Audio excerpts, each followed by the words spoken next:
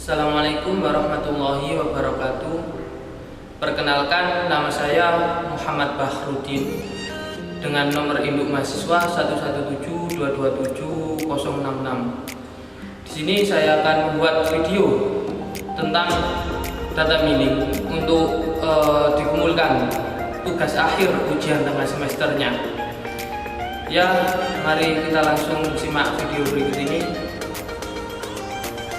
Ya, kita langsung saja ke materi yang pertama, yaitu pengertian kris BDM untuk proses diagramnya seperti gambar tersebut.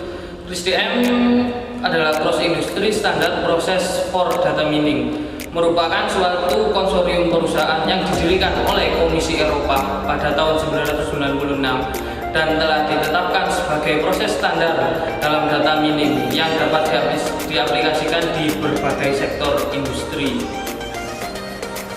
Untuk yang berikutnya, yaitu tahapan dalam proses kris BDM.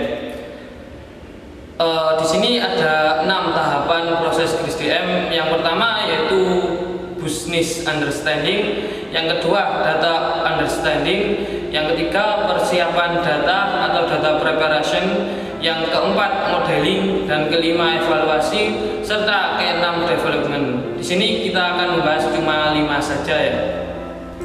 Yang berikutnya yaitu tentang business understanding. Di sini kita datasetnya dalam virus Ebola ya. Business understanding dataset ini yaitu jenis dataset yang menempelkan tentang perkembangan virus Ebola, terdiri dari jumlah kasus yang dicurigai, yang dikonfirmasi, hingga kematian yang dikonfirmasi, serta business understanding ini dapat digunakan untuk melakukan pendugaan mengenai cara penyebaran penyakit virus Ebola dan sebagai informasi mengenai analisa model penyebaran penyakit virus Ebola tersebut. Yang berikutnya yaitu data understanding. Di sini kita menggunakan data yang diambil dari dataset tersebut, dan saya akan membuat kumpulan data yang terdiri dari beberapa atribut, yaitu sebagai berikut. Yang pertama, kasus yang dicurigai. Adalah melihat dari tabel tersebut, kita lihat bahwa kasus yang dicurigai terus bertambah dan bisa merambah sampai ke beberapa negara lainnya. Yang kedua yaitu kasus yang memungkinkan.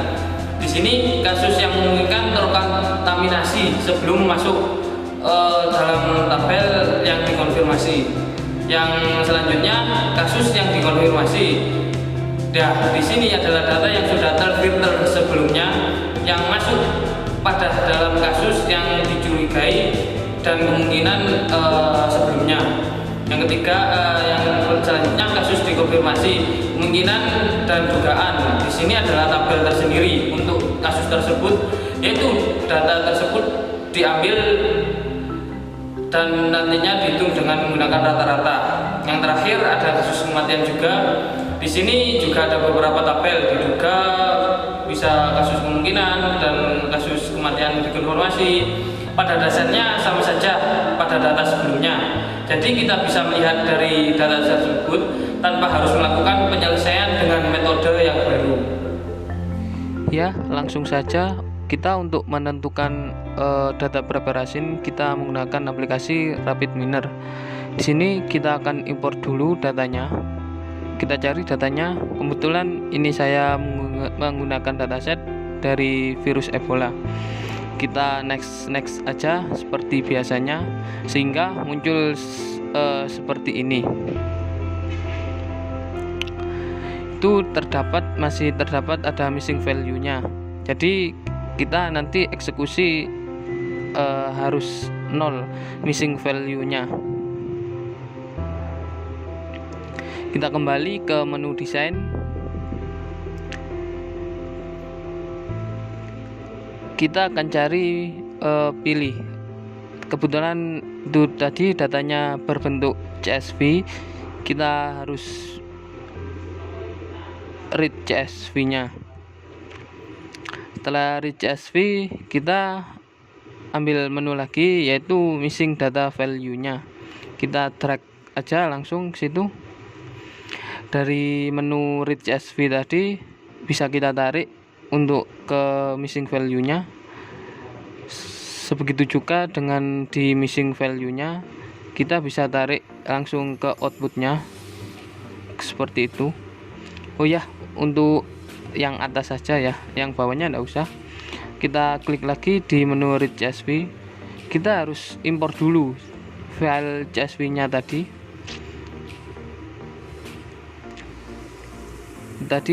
Virus dari dataset virus Ebola, kita juga import lagi untuk menu di atasnya. Kita cari dataset tersebut lagi.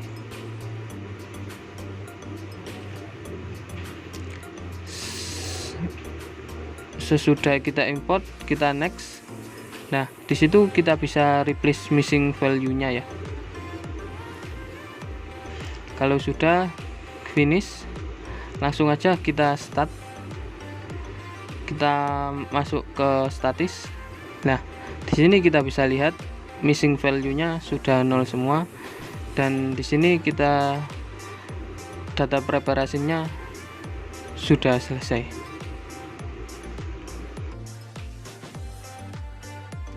Untuk tahapan berikutnya, kita masuk ke modeling.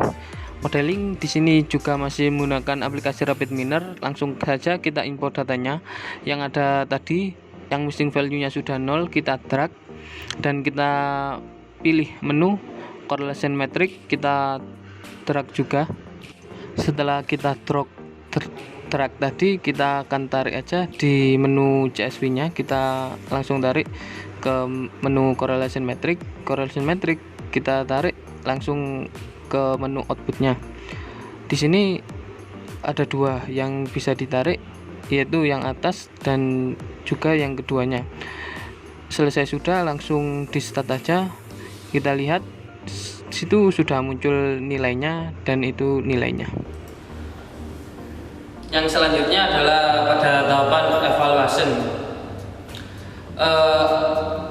Di sini kita lihat atribut atau faktor yang paling signifikan berpengaruh dalam hubungan positif pada number of suspect case atau kasus yang dicurigai adalah semua kasus yang ada di dalam dataset tersebut. Bisa kita lihat tidak ada hubungan negatif antar data tabel tersebut. Jadinya bisa dipastikan semuanya memiliki hubungan positif dari tabel-tabel sebelumnya.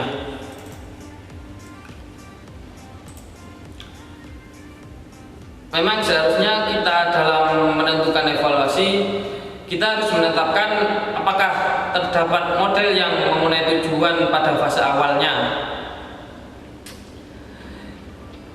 Kita dapat melakukan evaluasi data boleh dari menggunakan evaluasi lebih dari satu atau lebih model yang digunakan dalam fase pemodelan untuk mendapatkan kualitas dan efektivitas data sebelum disebarkan untuk digunakan.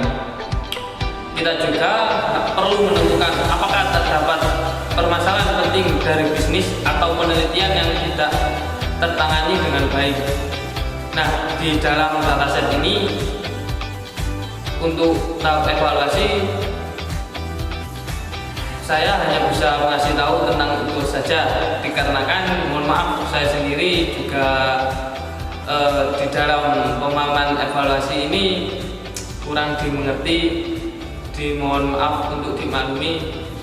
Sekian untuk penjelasan dari video tersebut. Maaf kalau ada bila kata-kata yang masih terpatah-patah. Saya ucapkan terima kasih. Assalamualaikum warahmatullahi wabarakatuh.